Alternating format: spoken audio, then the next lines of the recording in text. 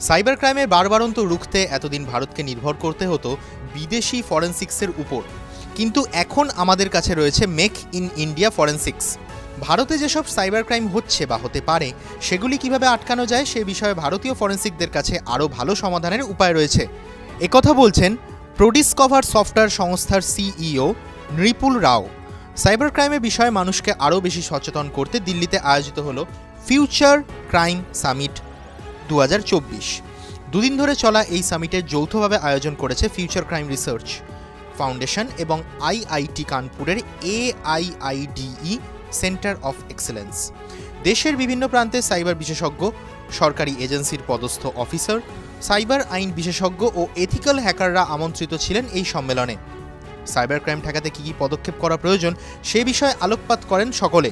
স্বরাষ্ট্র মন্ত্রকের প্রাক্তন cyber security officer Shailendra Bikram Singh যেমন বললেন, প্রযুক্তির সুবিধাও আছে আবার ক্ষতিও রয়েছে, কিন্তু যেভাবে সাইবার ক্রাইমের প্রবণতা দিন দিন বাড়ছে তাতে চ্যালেঞ্জ আরও বাড়ছে।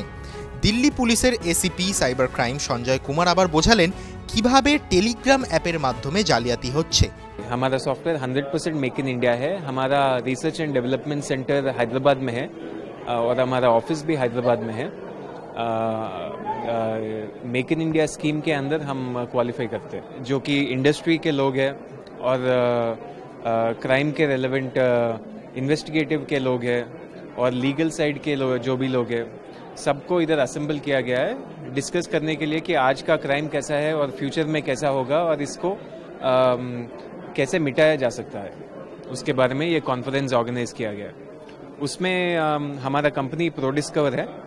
प्रोडिस्कवर जो कि डिजिटल फोरेंसिक्स के डोमेन में काम करती है, मतलब कि जो भी डिवाइसेस लिए जाते हैं क्राइम सीन से, जैसे कि कंप्यूटर्स या मोबाइल्स या क्लाउड नेटवर्क डेटाबेसेस भी लिया जाता है आजकल, उन सब से जो भी डेटा आता है वो डेटा को फोरेंसिकली एक्सट्रैक्ट करने के लिए हमारा सॉफ्टवेयर इस्तेमाल किया जाता है। इसको एक्सट्रैक्ट करने के बाद, इन्वेस्टिगेट करने के बाद कोर्ट्स में भी दिया जा सकता है, ऐसे एविडेंस के हिसाब से। ऐसे इसेक फोर्टे में बेसिकली एक आईटी सिक्योरिटी कंपनी है जिसमें हम बहुत सारी चीज़ें जो सिक्योरिटी रिलेटेड है वो करते हैं।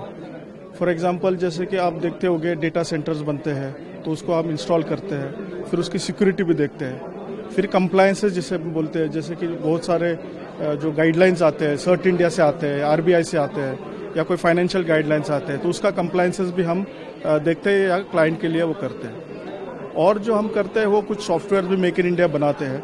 और मेन हमारा वर्क यहाँ पे इस कॉन्फ्रेंस में है कि हमने मेक इन इंडिया के काफ़ी इंडिजिनियस प्रोडक्ट्स, यानी जो इंडिया में भारत में हमने बनाए हुए हार्डवेयर प्रोडक्ट्स, वो हम यहाँ पे दिखा रहे हैं। और इसके अलावा हम ये भी करते हैं कि फॉरेंसिक्स में ट्रेनिंग, लॉ इन्फोर्समेंट को सपोर्ट और बहुत सारी चीज़ें जो फॉरेंसिक रिलेटेड है हम यहाँ पे करते हैं। हम लोग बोल रहे हैं फ्यूचर क्राइम समिट के अंदर futuristic of the digital forensics, क्या नए टूल्स आ रहे हैं, क्या नई टेक्नोलॉजी आ रही है, किस तरह से वो टूल्स और टेक्नोलॉजीज अपने फॉरेंसिक्स में हेल्पफुल हो सकते हैं क्राइम को आइडेंटिफाई करने में और क्राइम को प्रूव करने में।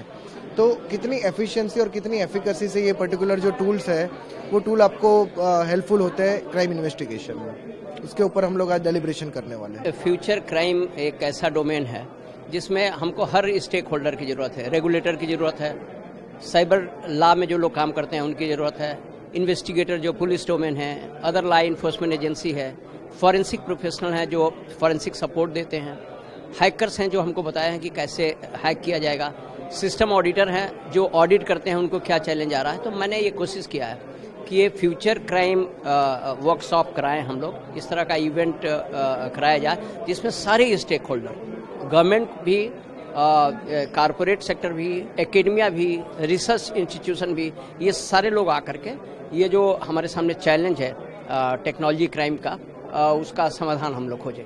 ये हमारा मुख्य उद्देश्य है।